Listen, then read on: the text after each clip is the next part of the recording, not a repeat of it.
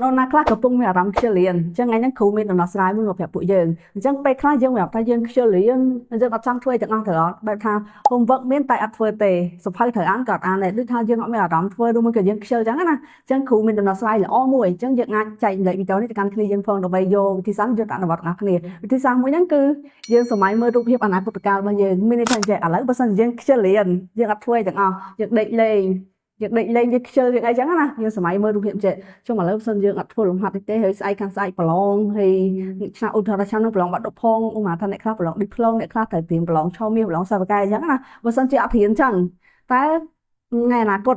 ដែលចិត្តមកដល់ហ្នឹងនឹងបែបម៉េចយើងអាចនឹងប្រឡងធ្លាក់យើងអាចប្រឡងធ្លាក់យើងអត់សុបាយចិត្តយើងអត់អាចប្រឡងជាប់សាវកែយើងអត់អាចទៅរៀននៅសាកលវិទ្យាល័យល្អបានចុងក្រោយគឺយើងអត់មានការងារធ្វើយើងអាចចំខ្លួនឯងហួរអញ្ចឹងឃើញដល់ពេលយើងមានអារម្មណ៍ខ្ជិលយើងអាចសម័យមើលអនាគតបែបហ្នឹងអញ្ចឹងណាហើយបន្តមកទៀតអញ្ចឹងសម័យក្នុងករណីដែរយើងឥឡូវយើងកំពុងខំប្រឹងរៀនវិញអញ្ចឹងឥឡូវយើងកំពុងខំប្រឹងរៀនខំប្រឹងធ្វើលំហាត់ទិញមេរៀនអានមេរៀនអញ្ចឹងណាអញ្ចឹងយើងអាចសម័យមើលរូបភាពមួយទៀតថាអូបើសិនជាឥឡូវយើងខំប្រឹងរៀនអញ្ចឹងតិចទៀតការប្រឡងមកដល់ហើយអញ្ចឹងយើងអាចប្រឡងជាប់សាវកែយើងអាចប្រឡងបានលេខ1ក្នុងថ្នាក់យើងអាចប្រឡងជាប់អាហារវក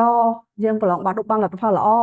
យើងមានសមត្ថភាពយើងមានការងារល្អធ្វើយើងអាចចំខ្លួនឯងរស់ដោយស្រួលអីចឹងណាអញ្ចឹងយើងអាចមើលសម័យមើលរូបភាពពីរហ្នឹងបានអញ្ចឹងការសម័យមើលរូបភាពអនាគតនេះគឺជាការលើកទឹកចិត្តដ៏ល្អមួយនៅពេលណាយើងខ្ជិលគឺយើងសម័យមើលរូបភាពបែបហ្នឹងទៅទីមួយគឺប្រឡងធ្លាក់លទ្ធផលល្អហើយមួយទៀតគឺការរស់នៅពេញដោយលទ្ធផលល្អអញ្ចឹងណាអញ្ចឹងគ្រូខំផ្ដាំចុងក្រោយមួយថារាល់សកម្មភាពដែលយើងធ្វើបច្ចុប្បន្ននេះគឺជាកញ្ចក់ឆ្លុះបង្ហាញរូបភាពអនាគតរបស់យើងអញ្ចឹងបើសិនយើងខ្ជិលរៀនយើងសម័យមើលទៅហើយបើយើងអាសាក៏យើងសម័យមើលទៅអញ្ចឹងវាជំរុញលើកទឹកចិត្តយើងអញ្ចឹងណាអញ្ចឹងបងប្អូនអាចជួយ share វីដេអូកន្លឹះនេះទៅកាន់មិត្តភក្តិគ្នាយើងហើយយកទៅអនុវត្តទាំងអស់គ្នាផងជួបគ្នានៅវីដេអូក្រោយតទៀតជំរាបលា